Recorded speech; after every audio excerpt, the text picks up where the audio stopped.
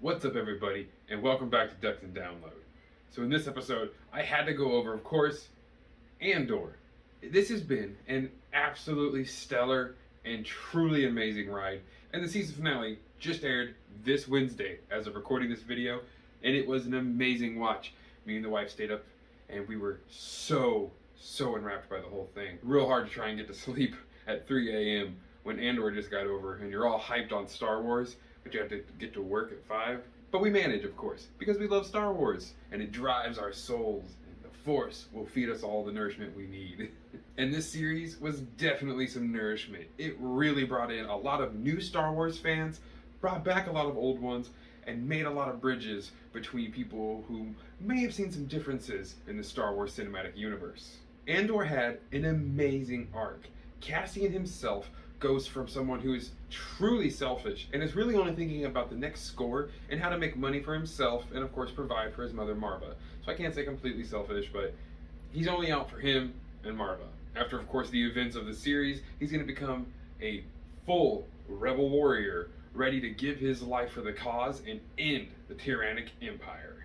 And to help not break Cassian's back from carrying the entire show, well, that's his amazing supporting cast. The characters of Bix, Deidre, Cyril, Mon, Luthen, and of course Saw Gerrera and Marva. Like, all of these characters had their own unique small stories that would take place in the background of an episode but never overshadowed anything, and yet you felt like you really got connected to all of these characters. You became a part of Ferrix.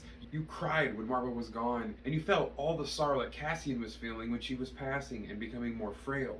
And you hate Deidre, but you love her because she's so smart and really catching on to the rebels, but at the same time is, of course, an Imperial dog who's entirely out just for herself and will kill anyone to get results.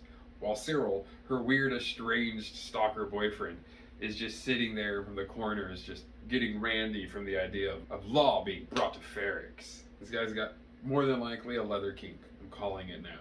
The scenes with Mon Mothma and all of that amazing intrigue for the behind-the-scenes aspect of funding the rebellion, that was so good to get to see and to really dive into how Mon had to play the system to get where she needed, even sacrificing her own morals to a degree, because the rebellion was greater than her. It was the entire galaxy.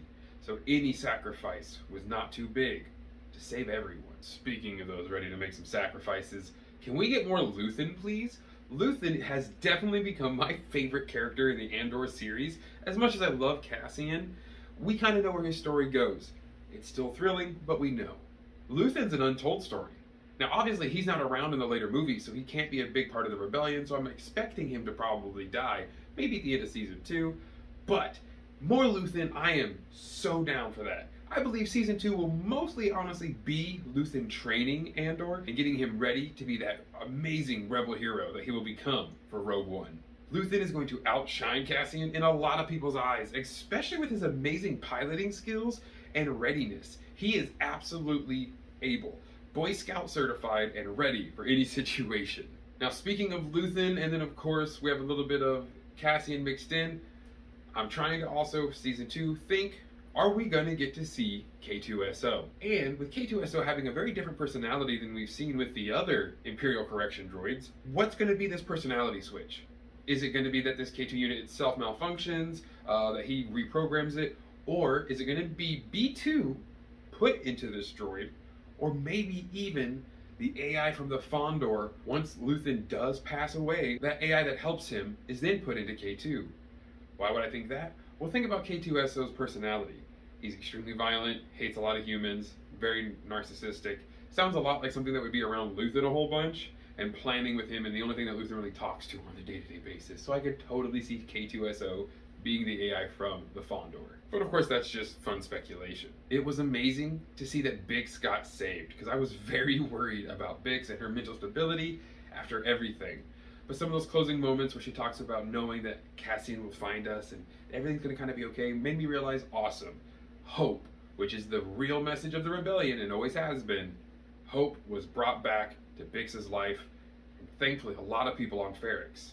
That hope came from a rousing speech that Marva gives via hologram during her Ferrix burial rite. Really gave that feeling of the uprising of rebellion. Of course, it became too rebellious and it gets shut down by the Empire, which he fully just starts calling them out and saying, we need to fight. And what's that do? It, of course, starts the fight. The guy kicks over B2. Nuh-uh, man, not cool. I'll fight over that alone. So, of course, the fight starts, things break out, and everything goes crazy. But this is that spark. Marvin knew it, Luthen knew it, and, of course, the Andor series writers knew this would be perfect. This is the fuel that they needed to get Andor to join that rebellion, and these are the little sparks, the little embers, that are going to become the full raging fire that will take down the Empire. Now, of course, Andor is going to need help in this. Season 2, we could see Saw Gerrera come back. I would imagine that, definitely. But maybe we're going to get a really cool cameo that a lot of people wouldn't notice. What about the Ghost? We're getting around that same time period, if not there already. So if nothing else, we should at least have Hera, Kanan, and Zeb, possibly even Sabine, roaming around, maybe pre-Ezra. It would be so awesome just to see the Ghost or a mention of it. It doesn't have to be a full-fledged showing. We don't need live-action Kanan. I'm fine with all of that. But I would love if we got the live-action Hera to kind of burst that bubble before the Ahsoka series. And of course, live-action Chopper. Who doesn't want to see some more Chopper? But that's just wishful thinking on my half. I'm also fine with Andor having 0 cameos. It really didn't have anything too crazy, aside from amazing Easter eggs, especially in Luthen's shop. But that made it feel way more alive and less grandiose. It made it that nitty-gritty, closed, small cell rebellion kind of thing, which it needed, because we don't need lightsabers, and it proves you don't need a lot of blaster fire and lightsabers to make an amazing Star Wars series. A lot of you were finally introduced to drama and suspense, and I'm happy you're joining us. Welcome to the rest of the world that's not action films. It's really good out here. It makes you think a lot. The fact that every 3 episodes was its own arc, that was truly amazing, and it really brought the show into almost a feeling of multiple seasons. These 3 episode arcs also made the pacing amazing for Andor becoming the man he will be for Rogue One, of course. Episodes 1 through 3 are all about background and the recruitment of Cassian and how he gets to kind of become a rebellion cell. 4 through 6 is the rebellion rising. We're learning more from Mon and how she's keeping the financial thing running. We're learning how Luthen and Mon talk and how Luthen runs the operations, like Aldhani, which are the next pretty much the focus of those episodes. 7 through 9 is Imperial hate. Now we have people being tortured on Ferrix, horrible things happening. Aldhani has been completely taken down by the Empire in full lock and fist, which Luthen wanted, and Cassian's been arrested. This is when we get the prison arc, or at least the meat of the prison arc before the escape, or right at the escape, I should say. This arc was amazing. The Kino Loy character, of course, played by Andy Serkis, was riveting and put Luthen on his toes, but he won at the end with that big rousing speech. But definitely 7 through 9 were about learning why the Empire are really the bad guys and how the rebellion are going to take that down, and the prison. Great stuff in there from Andor and his fellow actors. Again, like I said, amazing supporting actors that are using very little blasters till the end. It's all suspense and it's all drama, and it worked. And then 10 through 12. These are the climax episodes, of course. This is the after the escape where we get to see what happens with Andor and Meryl. This is the beginning of the Daughters of Ferrix and everything going wrong, and the setup for the finale when all the eggs get put in one basket, things become almost a crazy omelet, and Andor has to confront Luthen, who was totally there to kill him. I did not see that coming. I did not expect Luthen to try and take out Andor. I thought he was going to re-recruit him. But having Andor sneak in and ending the first season with him and Luthen talking and getting ready for training and moving on, it was a beautiful ending, and season 2 can't be here soon enough.